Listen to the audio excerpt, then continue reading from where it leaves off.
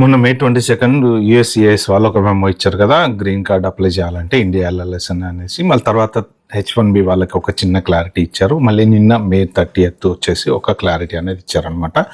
అయితే దీంట్లో కొన్ని ఇంపార్టెంట్ విషయాలు ఉన్నాయి. వాళ్ళు ఇచ్చిన క్లారిటీలో కూడా ఎలా ఇచ్చారంటే, ఇంకా లేదు ఎవరు వెళ్ళక్కర్లేదు, అందరికీ గ్రీన్ కార్డులు ఇచ్చేస్తామని కాకుండా ఈ విషయాన్ని వాళ్ళు గుర్తు చేశారు. ఏంటంటే యాక్చువల్గా ఇది ఈ పాలసీ ఏంటంటే బైలా మేము ఇలా చేయాలని చేయట్లేదు. కాకపోతే ఏంటంటే ఇంతకు ముందు ఏదైతే అసలు గ్రీన్ కార్డ్ ఇవ్వటానికి ఉన్నటువంటి రూల్ ఏదైతే ఉందో దాన్ని మళ్ళీ మేము హైలైట్ చేసి చూపిస్తున్నాము. అంటే యాక్చువల్గా గ్రీన్ కార్డ్ ఇవ్వడానికి ఉన్నటువంటిది ఏంటి అంటే, ఎక్స్ట్రాడినరీ సర్కమ్స్టెన్సెస్లో ఎవరైనా సరే నేషనల్ ఇంట్రెస్ట్ అంటే ఈ పర్సన్ వల్ల ఈ దేశానికి ఉపయోగం ఉంది అనుకుంటే డిస్క్రిషనరీ పవర్స్ ప్రకారం ఆఫీసర్స్ వాళ్ళకి గ్రీన్ కార్డ్ గ్రాంట్ చేయొచ్చు అనేది ఒకప్పుడు నుంచి ఉన్నటువంటి రూల్ అనమాట. సో దాని ప్రకారమే అందరికీ ఏంటంటే, ఇప్పుడు ఆ దేశానికి సంబంధించిన సిటిజన్ ఎవరన్నా పెళ్లి చేసుకున్నారంటే అఫ్ కోర్స్ ఇంకా అక్కడే ఉండిపోతారు కాబట్టి వాళ్ళ గ్రీన్ కార్డ్ ఇవ్వటము, లేదు ఏదైనా ఒక కంపెనీ ద్వారా వచ్చి ఆ కంపెనీకి ఒక మంచి హైలీ స్కిల్డ్ వర్క్ కనుక ఉంటే ఒక వీళ్ళ వల్ల మనకి దేశానికి యూజ్ అవుతుంది, ఎందుకంటే వీళ్ళ వల్ల ట్యాక్స్ వస్తుంది, అట్ ద సేమ్ టైం కంపెనీకి వర్క్ జరుగుతుంది, దాని ద్వారా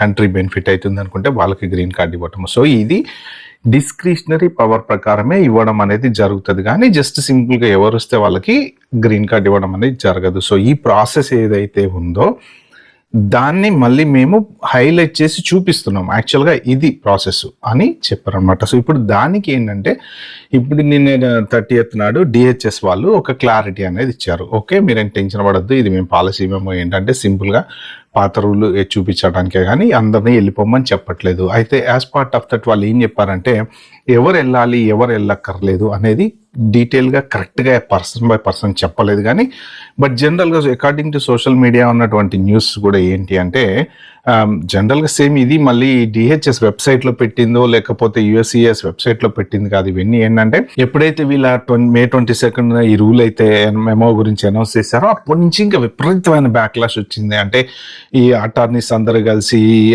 వెళ్ళే వాళ్ళందరూ కలిసి కేసు వేద్దామనో, తర్వాత ఈ కంపెనీస్ కూడా ఏమైతే ఉంటాయో వాళ్ళు కూడా కొంత ప్రెషర్ తీసుకొచ్చారు గవర్నమెంట్ మీద అనేసి కూడా ఉంది న్యూస్. ఎందుకు అంటే, ఇప్పుడు హైలీ స్కిల్డ్ ఎంప్లాయీస్ ఎవరెవరైతే పనిచేస్తున్నారో ఆల్రెడీ గ్రీన్ కార్డుకి ఎలిజిబిలిటీ ఉన్న వాళ్ళు కొన్ని కంపెనీస్లో పనిచేసే వాళ్ళు ఉంటారు కదా, మరి ఇప్పటికిప్పుడు వాళ్ళని వెళ్ళిపోయి మరి వాళ్ళకి అక్కడ ఇండియా వెళ్ళిన తర్వాత I-485 అప్లై చేసుకోండి అంటే వాళ్ళు వెళ్ళిపోతే వాళ్ళ వర్క్ ఎవరు చేయాలి?